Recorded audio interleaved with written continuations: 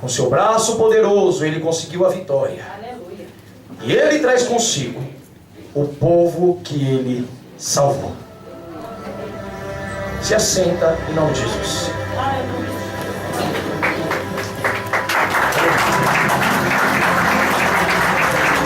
Vamos bater palma, bate mais forte, mas vai Jesus.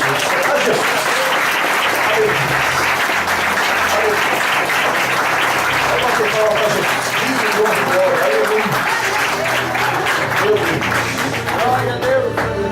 Eu agradeço, irmão, eu estou muito alegre por trazer essa palavra. Quero dizer que eu já até falei com o pastor já estou com saudade, né? Estou com saudade, vou até conversar com a minha esposa, se ela quiser vir morar para cá, mas vem, ficar pertinho da igreja, aleluia. Porque eu tenho certeza que Deus tem tanto milagre nessa igreja, que quando a gente percebe isso, Deus só está falando para a gente a começar a aprender a dar testemunho, viu? Não fica com vergonha não, traga o seu testemunho na igreja. O crente que pede bênção e a recebe e não dá testemunho, perde de volta. Deus já tocou no coração para falar isso. Irmãos, eu agradeço ao pastor, agradeço ao pastor Jamário por ter trazido essa bênção, para trazer aqui a palavra. O presbítero Bonifácio, que trouxe o seu carro para trazer junto aqui conosco.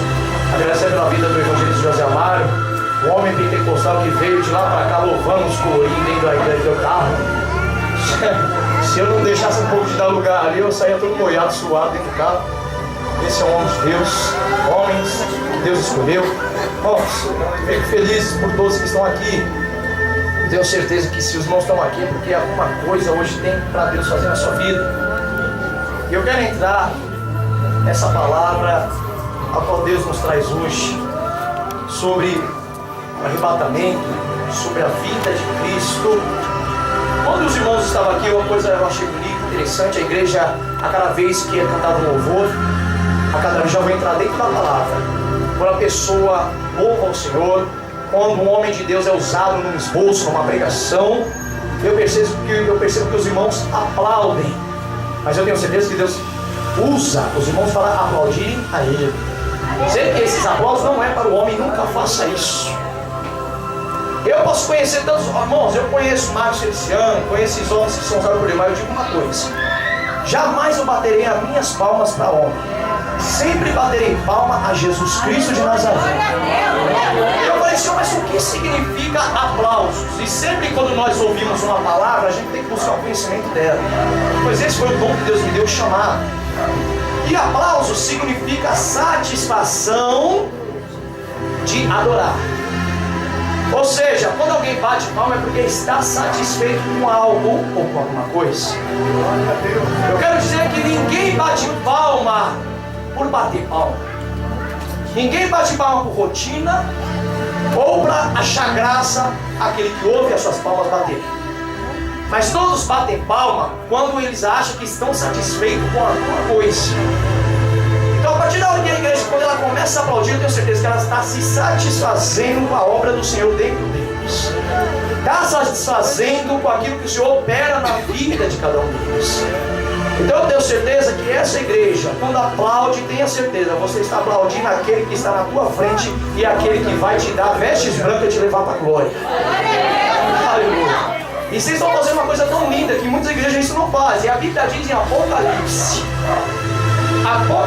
capítulo 7, versículo 6, diz assim: e eis que vi uma multidão que não podia contar-se, de vestes brancas, com harpas nas mãos, e batendo palmas ao Senhor, e dizendo desta forma: digno és o Senhor, digno de toda honra, glória, o Deus Salvador. Ou seja, a Bíblia já relata que todos os salvos, não só na terra, mas no céu, quando estiver na presença do grande eu sou, e vendo do lado o Espírito Santo, e vendo do outro lado direito Jesus Cristo de Nazaré, a Bíblia fala que aqueles santos com veste branca se apresentará e começará a bater palma. Começará a bater palma.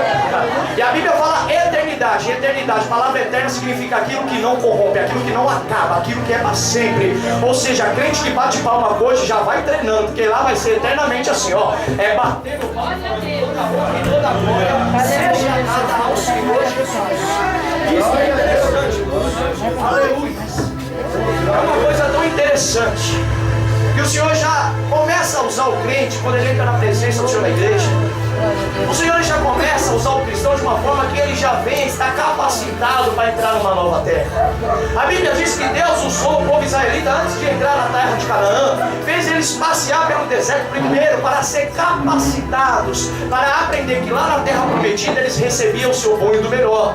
Ou seja, crente que não é capacitado também não terá a capacidade de entrar na terra santa. É necessário ser exortado, ensinado e aprendido de Jesus. E a Bíblia fala que todo cristão e todo filho e todo servo que dá lugar ao seu pai para aprender as coisas, novidades da vida, o Senhor também se agrada. O pai se alegra porque o filho ouve, vê e aprende. Da mesma forma, eu aprendi uma coisa: crente que dá ouvido à palavra, vê o que o Senhor ensina e põe em prática, é crente maravilhoso, é crente que alegra o coração do Pai. E o Pai, ele nunca desamparará, ele sempre levantará a mão e falar: filho, você está embaixo das minhas asas, o que você pedir é seu, o que você tocar em mim em oração, eu vou entregar para você. Dessa forma o Senhor sempre trabalha. Ou seja, irmãos, presta atenção. Quando a gente entramos nesse tema da campanha, eis que o Senhor Jeová virá como forte, a Bíblia me trouxe um estudo sobre a história bíblica de Isaías, o profeta Isaías que disse essa palavra. E eu quero entrar nesse texto bíblico, Isaías, para trazer uma mensagem divina dessa da parte do Senhor. A Bíblia fala que esse versículo bíblico é uma escatologia, ou seja, fala da mensagem profética do final dos tempos, a qual já estamos vivendo, em que o próprio Isaías, inspirado pelo Espírito Santo, ele revela a vinda do Messias. Messias é uma palavra que significa o enviado. E eu sei, nós sabemos que Jesus, sendo o nosso rei, ele é o enviado de Deus que veio sobre essa terra, voltou e virá mais uma vez como um Messias, um enviado para buscar o seu povo. Amados, a Bíblia diz que Isaías, dentre outros profetas, ele foi um dos profetas maiores. Um dos profetas maiores por causa de acordo com as profecias e os relatos que ele predisse pelo Espírito e pelos fatos que aconteceram cronologicamente da forma que ele disse. Cada profecia que Isaías lançava da sua boca acontecia perfeitamente no dia, na hora e no segundo exato. E a Bíblia fala que esse profeta foi colocado sobre as escrituras como um dos maiores profetas, na escala mais ou menos de segundo profeta entre outros profetas. E a Bíblia diz o seguinte, que esse profeta era um profeta messiânico. Ou seja, dentro da Bíblia você vai encontrar vários tipos de profeta de uma forma diferente. Ezequiel era um profeta, porém era um profeta de exortação. Jeremias era um profeta, mas era um profeta de intercessão. Isaías era um profeta, mas era um profeta messiânico. Por que messiânico? Porque a maioria da palavra das escrituras de Isaías falava da vinda de Jesus Cristo. Ou seja, um homem que nasceu há 600 anos antes de Cristo foi inspirado por um Espírito que não se vê, mas se sente, para profetizar de alguém que viria para salvar todo o povo da terra. Glória a Deus. E a Bíblia diz que esse profeta usava essas profecias que aconteceria futuramente, tanto na vida de Cristo, como ele morreria, ressuscitaria e outra vez voltaria. E o versículo 10 de Isaías diz que o Senhor Deus vem vindo cheio de força, e com o seu braço poderoso ele conseguiu a vitória, e ele traz consigo o povo que ele salvou. Agora eu quero entrar numa coisa interessante para você ficar mais desperto, dar lugar para Deus e saber de uma coisa interessante que eu creio que ainda alguns não sabem. Segundo a palavra de Deus sobre esse capítulo e versículo, eu quero dizer que em nossa geração, e posso dizer isso com toda certeza, que essa geração que nós vivemos é a última geração que existirá na terra. Essa geração que está contemplando a cada pregador e subindo no altar para trazer a palavra de Deus, a cada profeta que estão sendo usados como foi usado no Antigo Testamento pelo Espírito de Deus, pelo próprio Deus, diz aos vossos ouvidos que essa será a última geração que presenciará todas as manifestações que Jesus predisse na Bíblia. Ninguém vai escapar de tudo que Deus falou que haveria de acontecer na terra. Se você entrar no versículo de Mateus, entrar no capítulo 24 de Mateus, versículo 6, você vai ver Jesus trazendo o princípio das dores, em que o cristão até como um ímpio, passará e presenciará com os próprios olhos aquilo que há de acontecer sobre eles. A Bíblia até diz que muitos querão entrar dentro de cavernas e dizer: rochas caiam sobre nós e nos esconda daquele que está descendo do céu, porque ele tem uma glória tão forte que quando ele está descendo, a sua luz faz o monte fumegar, as pedras se deslocar, o mar se secar e a terra se destruir. Só que a Bíblia fala que ninguém escapará da presença de Jesus. Glória a Deus. Por que eu estou dizendo isso? Primeiro, em toda a terra, se você for buscar o estudo, até mesmo se você entrar no computador e virar sobre o YouTube, fala, né? Sobre o YouTube. Se você escrever lá, fim dos tempos, você vai ver que tanto no Brasil, como em todos os outros países, a frieza está ficando tão grande, tão triste.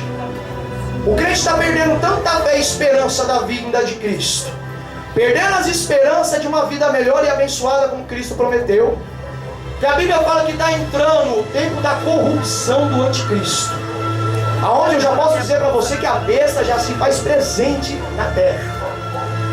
Você quer ver uma coisa que você pode se assustar? Antes de vir um Papa Bento XVI, e esse novo que eu conheci do Francisco, quem já ouviu falar dele? Eu creio que você já ouviu falar do João Paulo II, não é assim? Olha a descoberta. João Paulo II, um dos profetas, em Mateus 24, quem estiver ouvindo entenda, que Jesus profetizou que viria e prepararia o caminho para a besta, aonde a besta viria e prepararia o caminho para o anticristo. A palavra anticristo significa igual a Cristo. Presta atenção. Depois você vai dar um glória que você vai ver que o inimigo vai se estremecer, porque quando ele entrega a verdade, o inimigo ele se estremece. Porque quando não entrega a verdade, ele cresce em cima do crente. Mas quando o crente sai com conhecimento e sai tremoroso com a palavra, o inimigo já não tem mais poder contra ele. A Bíblia fala que quem preparou o caminho para Jesus vir? João Batista. Quem preparou o caminho para o Espírito Santo vir? Jesus Cristo. E quem preparará o caminho de novo para Jesus vir? O próprio Pai. Os três, cada um preparou o caminho após o outro vir. Da mesma forma, Satanás, ele é tão cópia, ele quer copiar tantas coisas da vida do crente, que ele primeiro preparou o falso profeta, preparou a besta e agora preparou o anticristo, que é igual a Cristo, mas não é igual a Cristo, porque o meu Cristo ele cura, ele salva e liberta. Glória a Deus! O meu Cristo ele não veio para trazer a morte, ele veio para trazer vida. Ele não veio para mandar fogo, mas ele veio para batizar com fogo. Satanás ele veio para destruir, meu Deus veio para edificar. Satanás veio para arrancar, meu Deus veio para plantar. É uma diferença. Satanás ele entra na sua casa para tomar o que é teu. Jesus entra para trazer abundância de bens. Satanás ele veio para arrancar sua família da presença do Senhor. Jesus veio para juntar todos na presença dele. Glória a Deus! Eu digo hoje uma coisa: você e sua casa vai servir ao Senhor nesse lugar. Não vai ficar um de fora na presença do Senhor. Não se preocupa, porque Deus está trabalhando nessa coisa. Deus maravilhoso. Mãe que está se preocupando com o filho, com uma amizade nas drogas, não se preocupe, Jesus já está buscando ele. Meu marido está na cachaça, Jesus tira o sepilinga e põe o Espírito Santo. A minha filha está entrando na prostituição, Deus tira a pombagira e põe Jesus Cristo de volta. Hoje Jesus edifica aquilo que o inimigo tem derrubado na sua vida. Enquanto eu estou falando, eu já estou sentindo bradando o Espírito de Deus. Deus está falando para mim, o senhor ali já está sentindo. O homem ali já está sentindo. O profeta de Deus já está sentindo. Aleluia, Deus! Aleluia! Deus tremendo! E a Bíblia diz que no tempo que nós vivemos, será a última geração. Eu tenho certeza que Jesus ele prometeu que antes de vir e antes de nos buscar, ele cumprirá toda a promessa que fez na vida do crente. Se ele te prometeu levar em viagens, ele vai te levar. Se ele te prometeu que você vai ser um grande pregador da palavra, ele vai te usar para pregar. Se Ele te prometeu que vai te honrar na frente de pessoas que te humilharam, Ele vai te honrar. Se Ele prometeu que Ele vai visitar quem te tocou, Ele vai visitar. Deus é Deus de promessa e cumpre a promessa. Deus tremendo, Deus Se Deus falou, a partir de hoje eu tiro a tristeza e ponho a alegria, também vai cumprir isso. Glória a Deus. Você tanta honra aqui, pastor, que olha, eu falo, Jesus não mereceu, mas Jesus fala, eu estou lhe trazendo porque o meu povo está dando ouvido. Jesus só fica num lugar quando o crente dá ouvido à palavra, por isso que ele está aqui hoje. Irmãos, eu trouxe uma palavra, Deus está mudando tudo. Está mudando tudo. Está mudando tudo. Quando Deus fala, cumpre. Deus maravilhoso. Agora presta atenção. A Bíblia fala que nesse tempo que nós entramos é o tempo do raptari, ou seja, é um nome grego que hoje traduzido significa o arrebatamento. Deus maravilha. Oh, Deus tremendo. Arrebatamento. Arrebatamento não é uma questão de você olhar e ver alguém tocando e pegando. Você quer ver uma coisa? Lá na cidade de São Paulo é terrível. É bem diferente de Paraná. Aqui é uma bênção, viu? Aqui é calma. É por isso que eu gostei de morar aqui. Eu sou calminho. Eu só não sou calmo quando estou pregando, porque eu gosto do Pentecoste. Aleluia. Mas sabe o que é interessante? Em São Paulo, se você tiver paciência, tem que tomar cuidado com a bolsa ou com a carteira. É tanto trombadinha que aqueles ali é o próprio conhecido arrebatamento. Que ele chega no seu bolso e você nem percebe. Quando você olhou, cadê a carteira? Já se foi. Isso significa o nome arrebatamento. Porque Jesus não disse, quando eu vou vir num piscar de olho. Quando você fecha o olho e abrir, você já vai estar na glória olhando na minha face. Aleluia. Quem aqui quer olhar na face de Jesus? Levanta a mão, dá um brado de glória. A Bíblia diz que esse arrebatamento está na palavra onde fala que algum de nós que estamos aqui não passaremos pela morte. A Bíblia diz que muitos já morreram e ressuscitarão primeiramente para ser arrebatados. A Bíblia diz em 1 Tessalonicenses, no capítulo 4, versículo 15, se quiser ler, leia. Diz assim: nós, os vivos, não precederemos, ou seja, não subiremos primeiro antes que os mortos ressuscitem salvos, os mortos salvos. O que não são salvos vai continuar morto. Sabe o que significa a palavra sepultura? Inferno. Agora você entenda, lago de fogo é uma coisa, inferno é outra. O diabo está no inferno. Não, ele não está, ele está no inferno.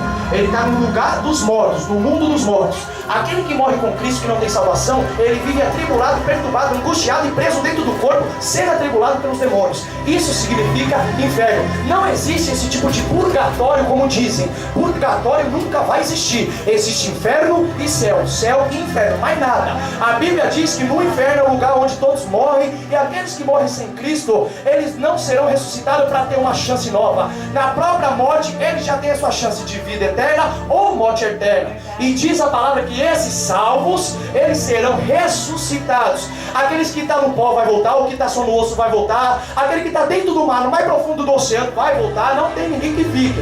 Vai subir e receber um corpo de glória e subir com Jesus. A Bíblia fala que os mortos não salvos vai continuar no inferno. E outra coisa mais interessante, a Bíblia diz o seguinte, que depois que os mortos ressuscitam e sobem, agora os vivos. Eu acabei de dizer que nós é a última geração. Tem crente aqui que não vai morrer, vai presenciar Jesus vivo. Vai ser arrebatado vivo. A Bíblia diz que ninguém sabe a hora ou o tempo. Mas Jesus, ele disse uma coisa: vigiai e orai. Quando ele fala vigiar, ele quer dizer uma palavra que ele disse do fiel mordomos e dos fiéis empregados que tinha que tomar conta daquilo que era do seu chefe, porque quando ele voltasse, ele voltaria e arrebataria e entregaria a recompensa para o seu povo. Não é assim? Agora presta atenção interessante.